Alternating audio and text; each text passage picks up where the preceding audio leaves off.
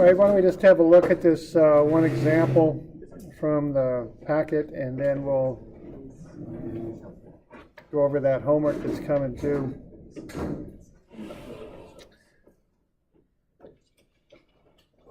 So what we've got here is a frame with a pulley on it. So we're going to want to find the forces on ABC, which is that angled member running down through there. So the approach on this stuff's pretty standard. What you do is you take the frame or machine into pieces, and then work equilibrium equations on the different pieces of the frame. Okay. So what page are we on? We got them over the pulley. 580? I think, yeah. I think we're on 580. I think it's correct.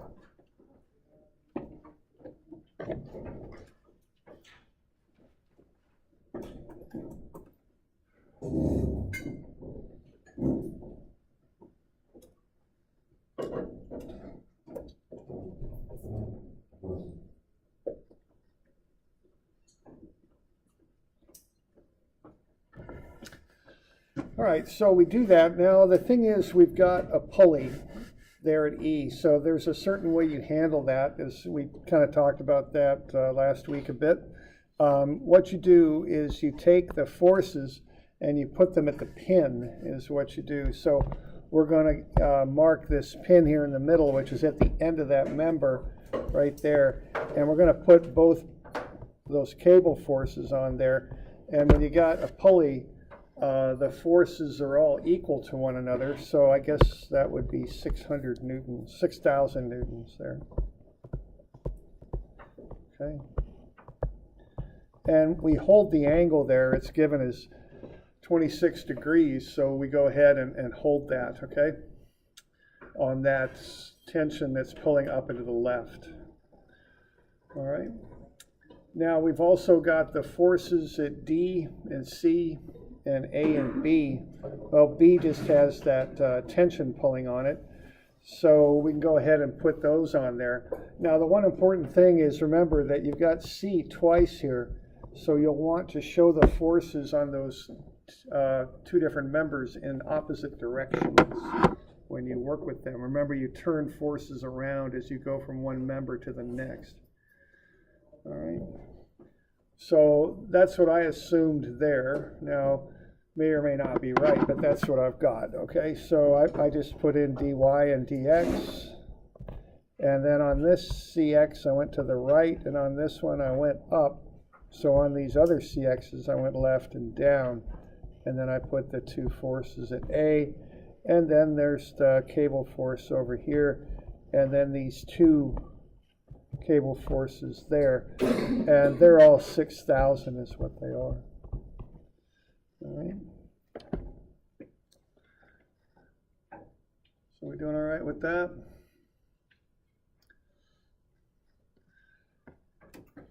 Now on the one we did, I don't know, it must have been Thursday, you know, we found a member that had only 3 unknowns, and we worked through it.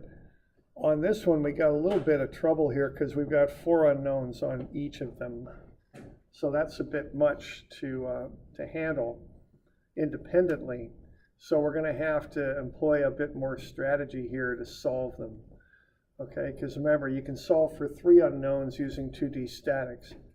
But once you start getting into 4 unknowns, it's too much. All right, so now there are some instances in which you can find one unknown, even though you have 4 of them acting on an object. So how about looking at this one over here to the left? Is there some equation you could run on that and solve for one of those? Yeah, moment about D, right? Because see, 3 of the unknowns all intersect there at D. So, so what you would do then is if you take a moment about D, you'll be able to pick up CY. Now notice you could also take a moment about C, but I would tend to do it about D, because that way I can solve for CY, and see that's attached to ABC. So getting CY will be helpful to me, because I could use it on when I solve for ABC.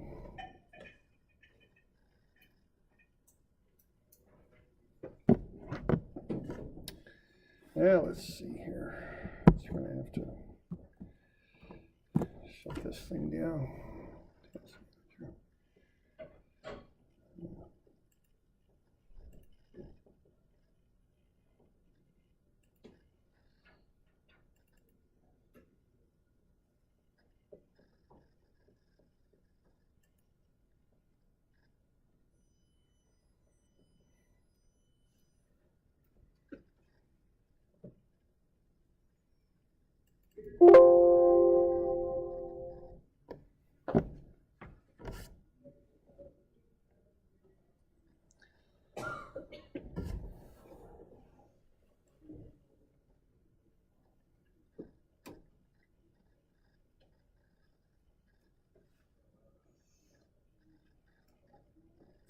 All right, so if we take a moment about D there, what we can do is we can solve for CY. All right, so I went ahead and did that on this slide here. So I'm doing a moment about D, so that's over there on the left is where it's at. And I'm going to get CY times 1.1, and that's counterclockwise.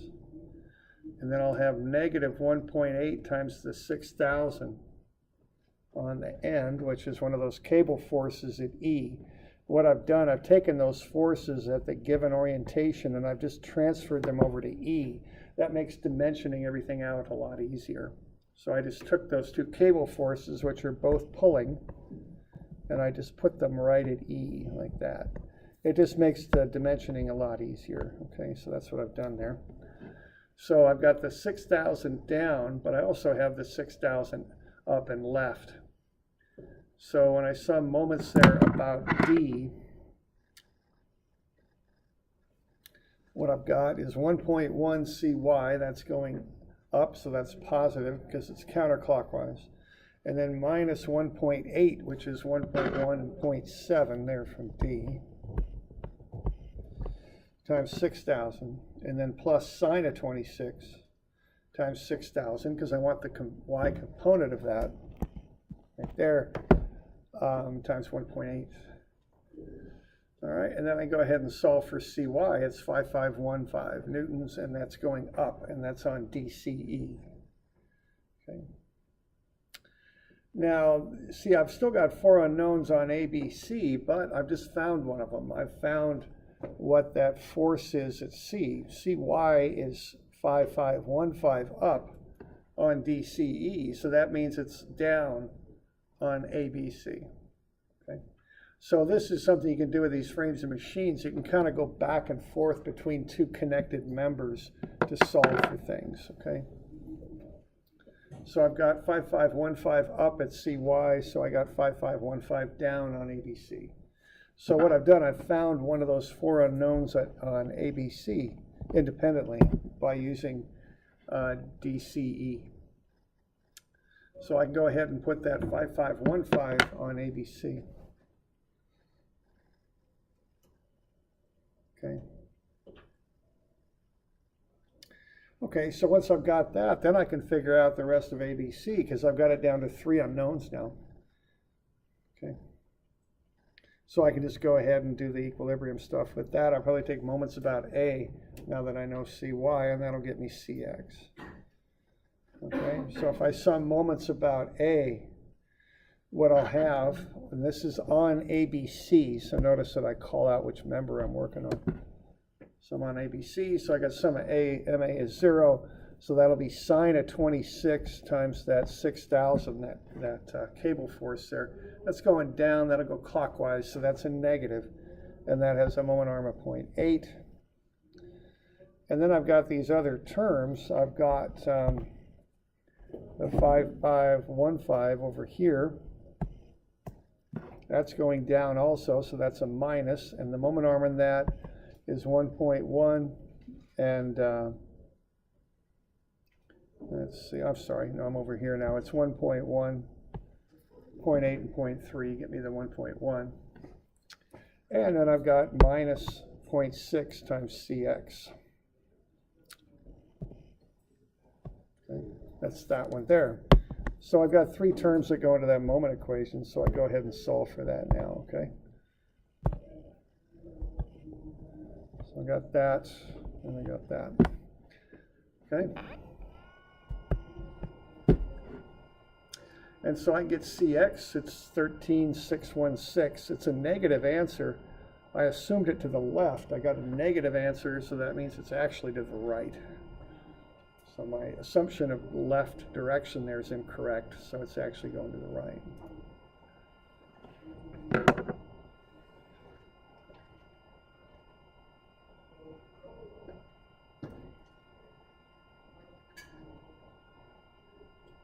So we got any questions on that bit?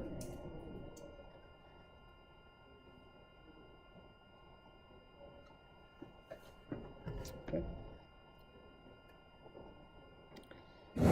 And then if I need to know all the forces on ABC, I can just sum forces in the X and Y now, because I got two of them. I can get the other two.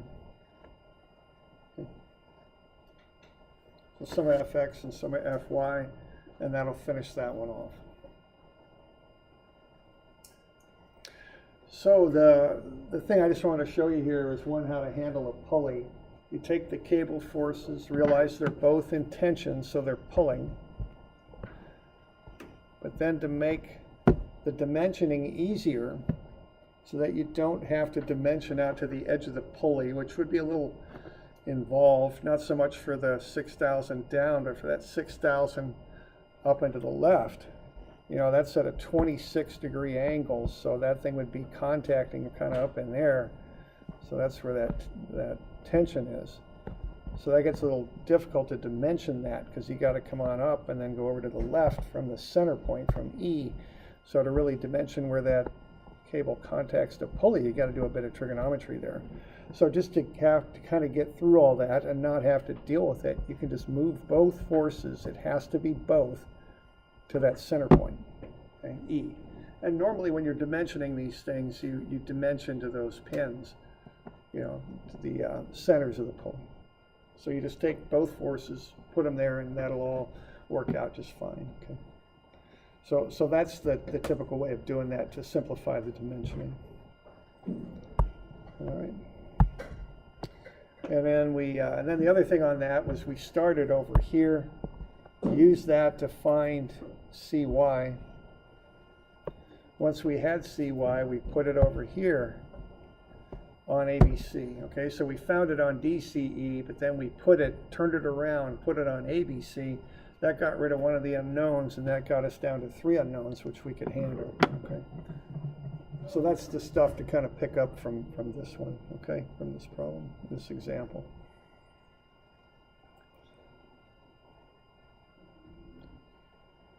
Have any questions on that? You doing all right?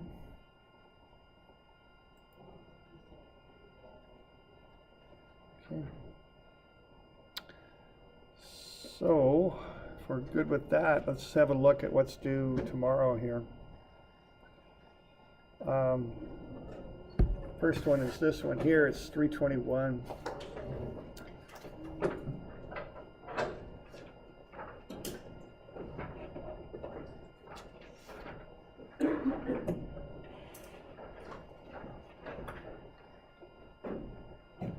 Okay, so this is just a connection of different pieces here. Angular pieces, straight and angled pieces. And we got quite a few dimensions on there. And what we want to do is find the force at B. Okay. So what you want to do on these frames and machines generally is start at a known force and work your way over to the unknown forces. That's the general process on these.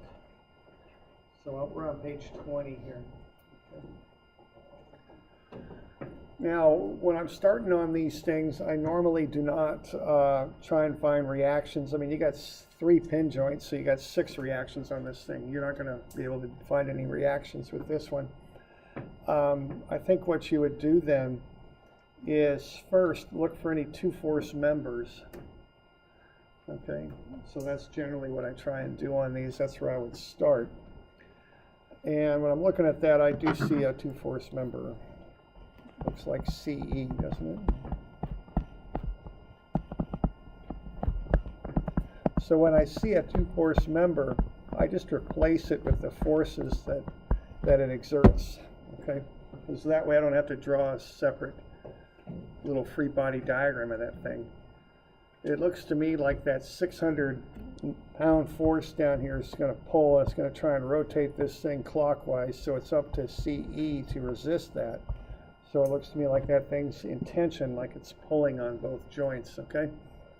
So that's just like a truss member. It's a 2-force member. It pulls E to the left and it pulls C to the right. Okay, so you want to be able to pick those things out.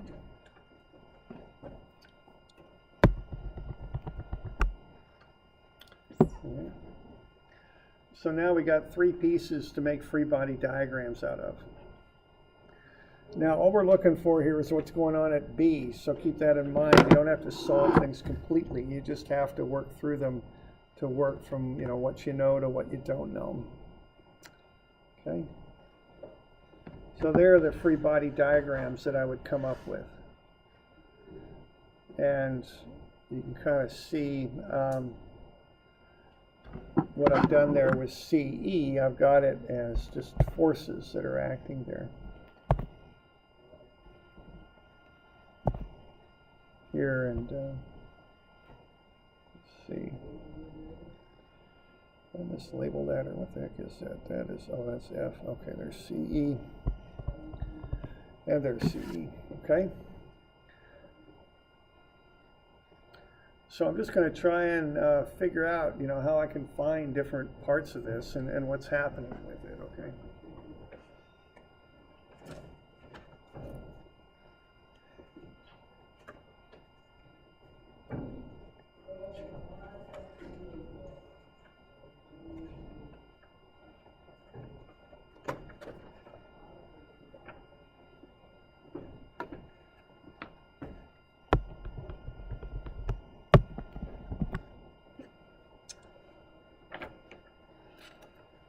And I've got kind of the same issue that I just had on that one example, which is why I'm showing this to you.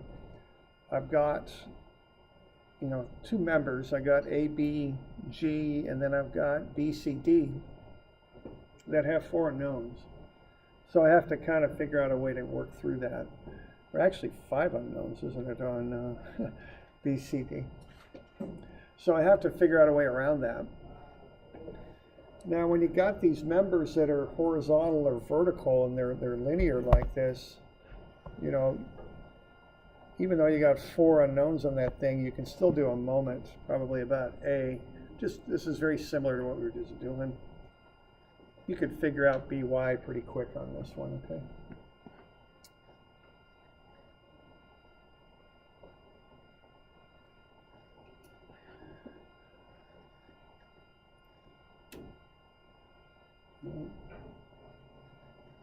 Y'all doing all right on them sketches? I know they take a little bit there.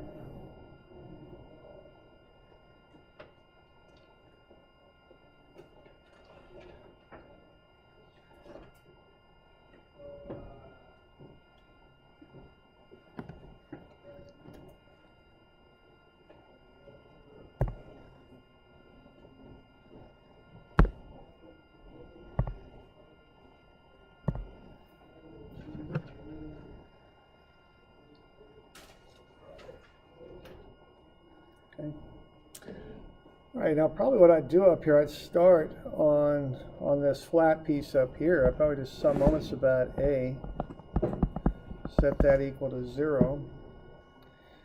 And then you can kind of work through that. You've got the moment arms on there, you've got the 400 pounds at G, and you ought to be able to plug that stuff in, and from that you should be able to find BY. okay, and what you get out of BY is it's 743 pounds.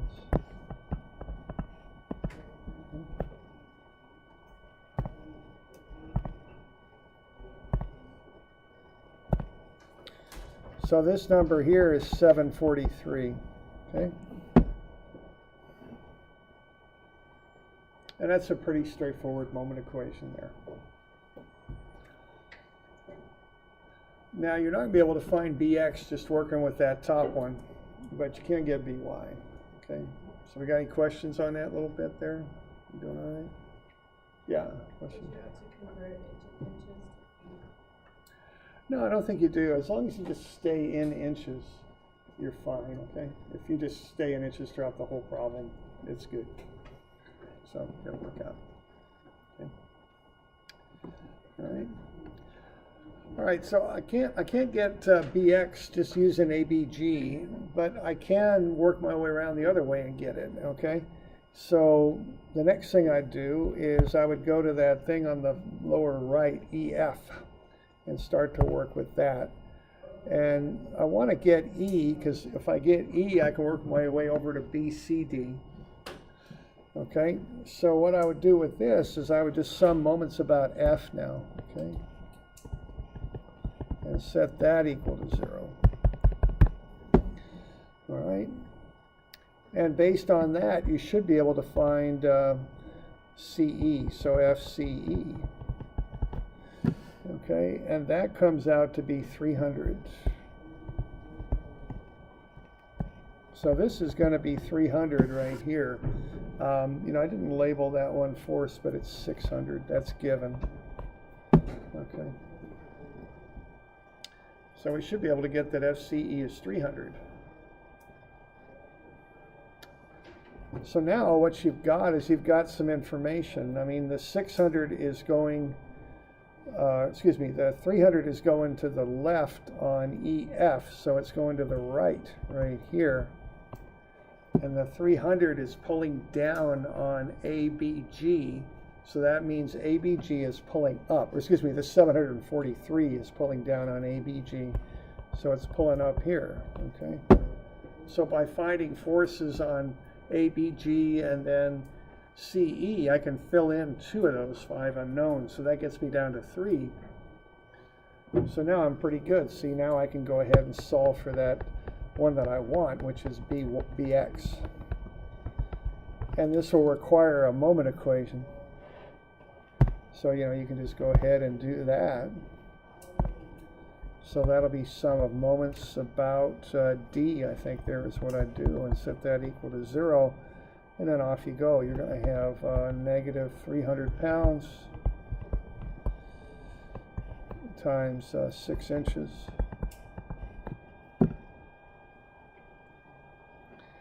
And then you'll have positive 743 pounds times 4 inches.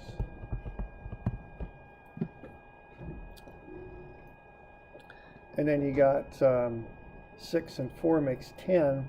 And as I have it drawn there, it's clockwise, so that'll be minus 10 BX.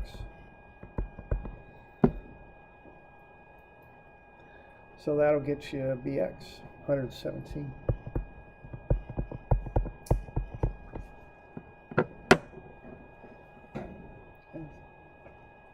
So that's how you approach these. You kind of pick them apart and you make exploded views of them, is what a drafter would call one of these. And then you just kind of figure out, you know, how you can take these different members and solve for different parts on them, working through. You know, it's fairly common to take moments about points to start off. And, you know, remember, you're only focused in this particular problem on finding what's going on at B. So you can take a moment about A, find BY, and then you're done. You don't need to find AX and AY. So, you know, you don't need to be wasting time on these. You know, take a moment about F here, you'll get FCE. That's good enough, and then you can go on to the next one. You know, that's kind of how you want to think about these. You just want to be looking at what do I need to find, and you know, and then find it. Okay.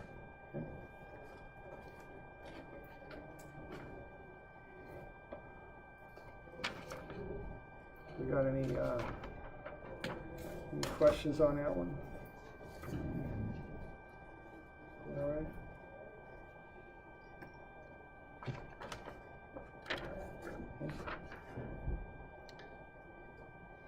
So that's the general approach on these things.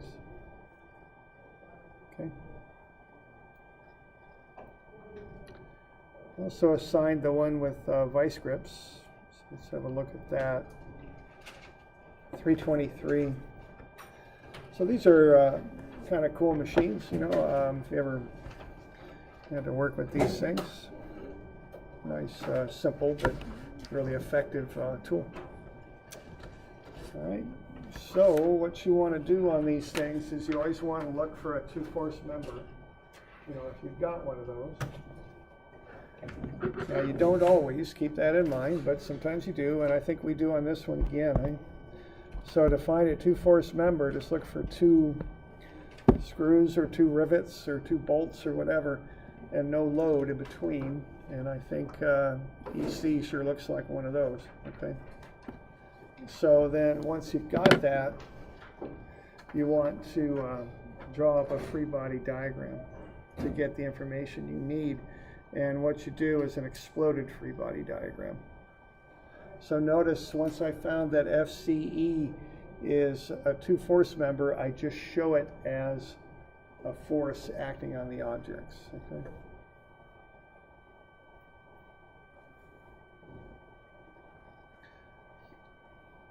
And what we want to do is figure out if we apply a 52 Newton force at that point shown, what the clamping force is going to be. So what I've got there is a free body diagram, or two of them, off that exploded view. I'm going to find the two-force member from the lower arm there. And then once I've got that, I'll go ahead and use that upper part, which does have 4 unknowns, but I'll find one of them by using the lower arm, so that'll get me down to 3, and then I can solve for that FA.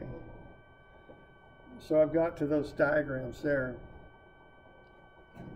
Okay.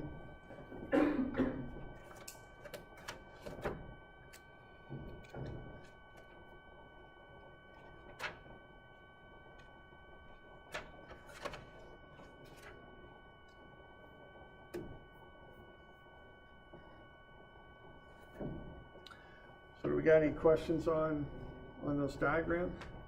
Doing it right?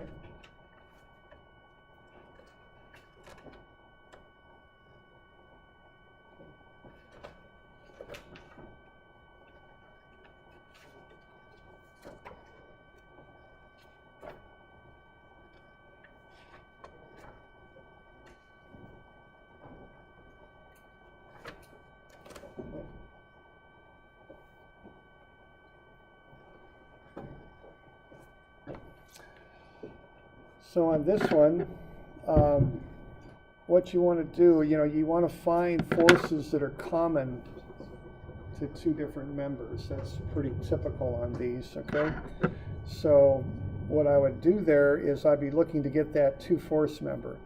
So notice you have to identify it as such, So the first step in this process was to see that EC is a two-force member and, identify it. And then once you've got it identified, it shows up in your diagrams as an angled force. In this case, it's at 13.6 degrees. You've got the rise and the run on it, so you can do the trig and figure that out. Okay. All right, so once you've got that, then I think if I can figure out what that is using D, E, and then that 52 kilonewton force, I can use that, and then I can take that on up to the upper arm and use it, see? So what I would do on this is, well, it'd probably take a moment, about D. Set that equal to 0, and you can work through that, and what you'll find is EC when you do that. And so you can get EC.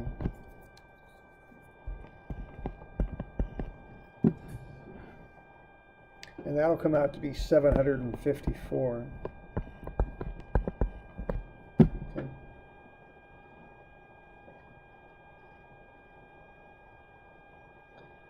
Just by taking a moment about D, you should be able to get that. And then once you've got that, you'll come on over to that upper armature.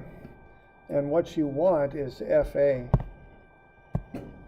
So being as what you want is FA, you should be able to take moments about B to find it. Okay, because you're after FA, so take moments about B. And set that equal to 0. And then from that, you should be able to find FA, and that's 342.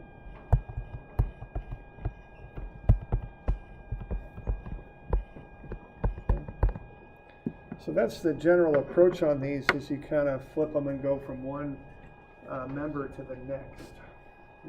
That's what you're up to with these.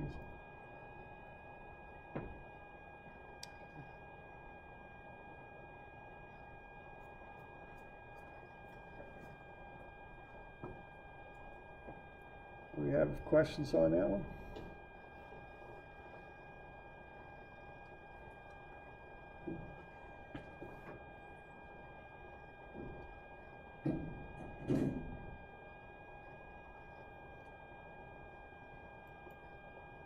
Okay, we're good. All right, why don't we look at one more of these then, if we're good, and let's just see what the deal is. This is 597. This is a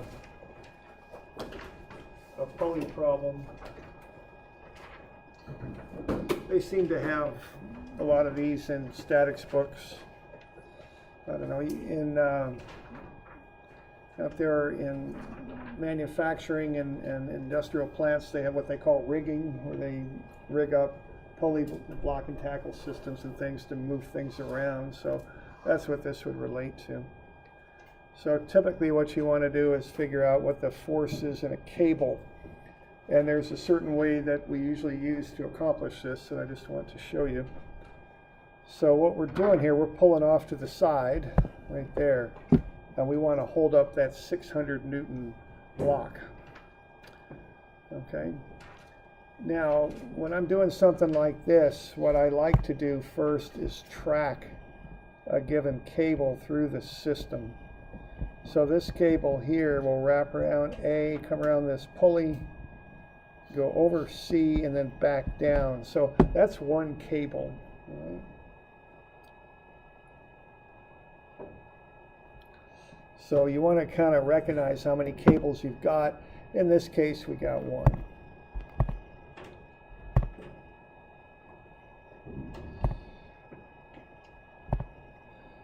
All right. So now the next thing here is to draw a free body diagram. So why don't you get a quick one drawn of that pulley B. And remember, probably this is a good thing to draw a boundary around it so you can visualize what you're doing. Just remember the basic rules of these, of these free body diagrams. Okay. And I'll try and shut this thing down again. There we go.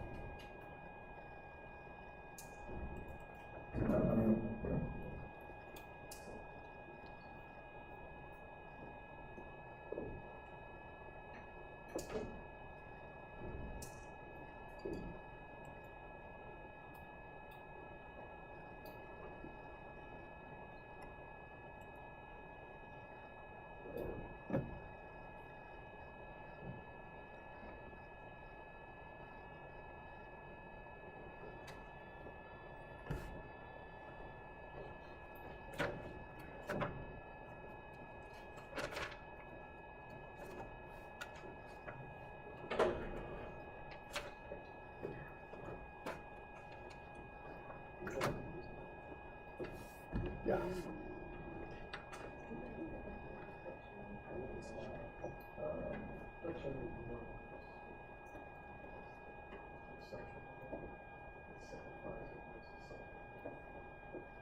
Yeah, we'll assume these things are frictionless, which of course doesn't really exist out there in the world, but we often assume that just because it makes life a little easier and easier for us to solve things. Okay. So the deal on this is when you're doing free body diagrams, draw a boundary around the object and look at what you cut through. All right. We assume the block at the bottom has a weight. It's 600 newtons. Yeah. Do we assume the pulley's or is it row? Oh, the pulley itself? Do we assume that everything else besides the block is weightless? Yeah, we are. Yeah. So we're assuming the pulley's weightless and all the pulleys on it. Okay. So that ought to be 600. Okay, and I'm cutting through 3 cables. Now what cables do is pull. So all 3 of those things are going to pull up, is what they're going to do. And when I say all 3 of those things, actually they're one thing, they're one cable, right? And what we know is the force, if you got one cable and a frictionless pulley system that's in static equilibrium, the force in the cable is everywhere the same. So anywhere you cut that cable, the force is the same. Okay, so that tension, whatever it is going to be the same in all 3 of those because they're the same rope, same cable. Yeah, question? Isn't one of the cables on C going to be even? You mean this one up top, or? Well, just those 2 cables that are coming out against the walls and Well, I don't think that was just about like one of those Right. Yes. But they're both pulling up. On the pole. They're in tension. And we're cutting through them, and when we cut through them, they pull. That's what things are supposed to do. Question? Okay. So those cables pull up, is what they do, all right? And there's 3 of them, okay? So, that's, once you get that free body diagram drawn, that's the work involved here, because you just go sum of Fy is 0, negative 600 plus 3 times whatever that T is, so 3T is 600. So that's easy enough, so T is equal to 200 newtons, okay? And this is the standard way to solve these. You draw free body diagrams of the pulleys. And just draw boundaries around them and cut through the cables. And remember, the cables have to pull. That's always how that is. Okay?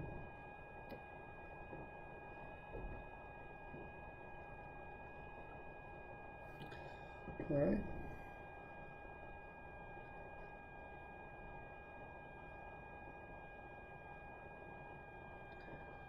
Doing all right with that?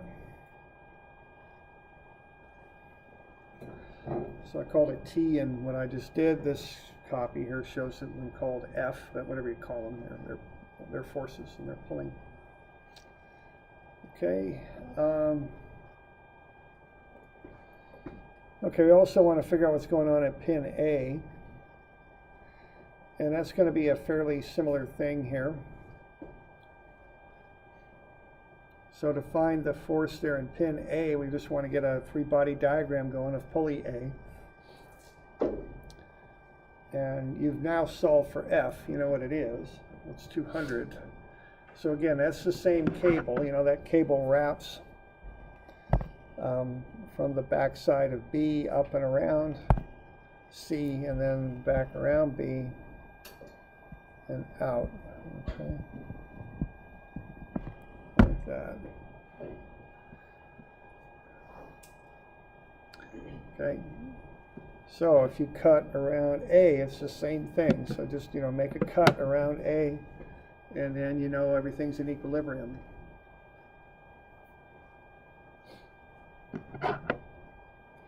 And when you cut through cables, what they do is they pull.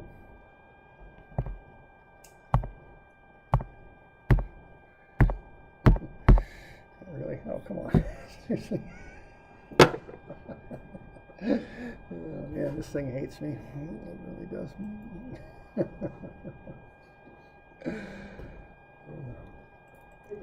Yes. So, since it's a 3x3, if there were 2 separate cables, would the force be different? Yeah. So if they're 2 separate cables, you've got 2 unknowns then. So, so you want to. That's why I like to start these things out by tracing cables around and figuring out, which cable is which, and how many there are. Because if they're two different cables, they got two separate forces, which very well could be different. So they're giving these blocks ratings in terms of force in one direction or all directions? Yeah, I don't know much about rigging. Not something I've done. So, yeah, I just don't have a good knowledge of it.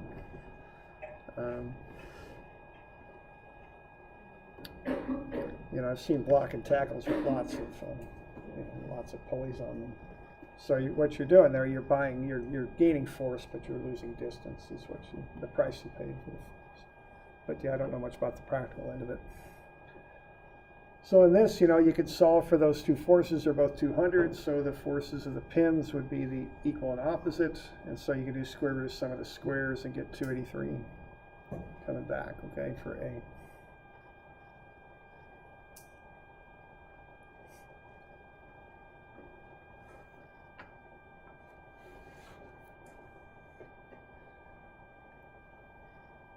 Oh, I'm sorry. Oh, that's fine. So if F was pulling vertically down from that pulley, and you drew a line through the cables, would you divide the total force by 4 cables? If F was pulling down, Yeah, the force is so Would that change? if F was doing this, Would that change the tension in the cables? No, it would crash the yellow. Yeah. Oh, I don't know. Windows is checking for a solution to the problem. That's good. Yeah. Is F connected to the weight? Right. See, yeah, that's why it's good to visualize a cut, because I think, as I understand your question, the answer would be no, because F is a separate pulley. Okay. When you draw that boundary, you draw it around a pulley. It's a good question, so I think, I'll try and, if this thing doesn't crash or anything, I'll try and address it, but. So it's a matter of actually drawing that boundary, which is a good, safe thing to do, if you're working through these, just to help you avoid errors. But, so even if F was coming down, which actually would be a more sensible way to do this, we normally like to pull down on these things. When you draw the boundary, you draw it, normally speaking, around a pulley, so it would still be 3 forces. Okay. All right. You doing all right with that?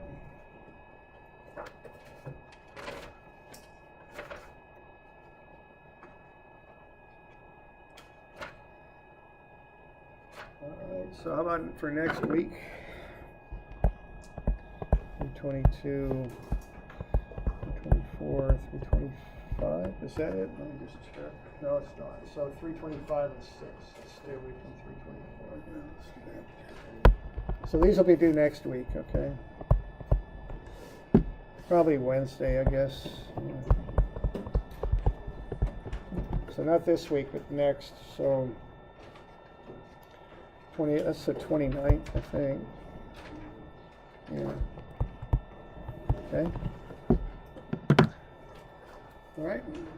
So we'll call it good. See y'all later. Yeah, there's just those 2 that are due tomorrow.